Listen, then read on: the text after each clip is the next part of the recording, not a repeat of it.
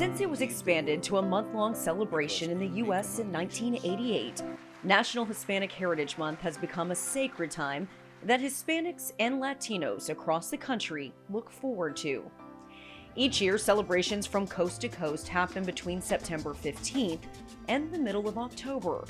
At the National Hispanic Cultural Center in Albuquerque, New Mexico, you'll find people throughout the region gathered together in appreciation for the contributions of this growing demographic. First, it's a responsibility and a point of pride for us. The second thing that we hope people see when they come here is the cultural immersion of the history of Hispano, Chicano, and Latino identity and how it all comes together and the history of that. When folks are understanding everything from American independence to the history books that are being taught now, we want to make sure that our story is being told in a transparent and collective and inclusive manner, and you can absolutely expect that when you're here. Well-known human rights activist Cesar Chavez has long been revered for his work to help advance the farming community. Born in Yuma, Arizona in 1927, Chavez quickly gained support from his community for his peaceful approach to evoke change and protect the Hispanic laborers who were frequently taken advantage of. His impact is immeasurable. There is no metric that could define him. It is really what he has brought from the soul of a genuine place, which is to be in solidarity and understanding of working people. And that cuts across gender, cuts across income, cuts across race and background. What Cesar stood for was dignity. And for us, that meant making sure that the people who made the food possible that ended up on your kitchen table had the same dignity as the people who were eating it. That's what he stood for, and that's the kind of impact that he continued to teach us even beyond his death.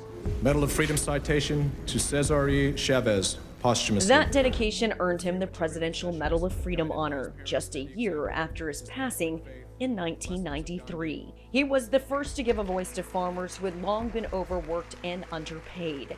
His fight for social justice changed the course of our country's history. It reached all the way into the White House. Even JFK's brother, Bobby Kennedy, said that Cesar Chavez is one of the most important heroes of our time.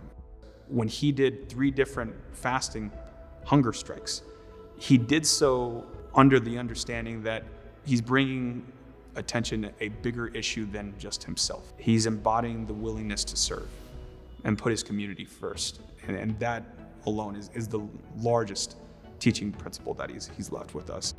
In 2011, Dolores Huerta was also presented the Presidential Medal of Freedom for her work with Mr. Chavez. Together, they organized one of the largest movements in our nation's history as they founded the United Farm Workers Labor Union. I think a lot of times people feel like they don't have any value, that they don't really have any worth, that their involvement doesn't mean anything.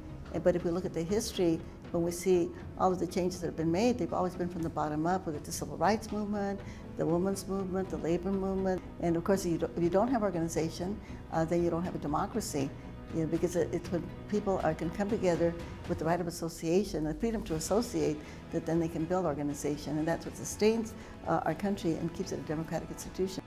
Both of these great Americans have left a lasting impact and a legacy that will serve future generations for the foreseeable future.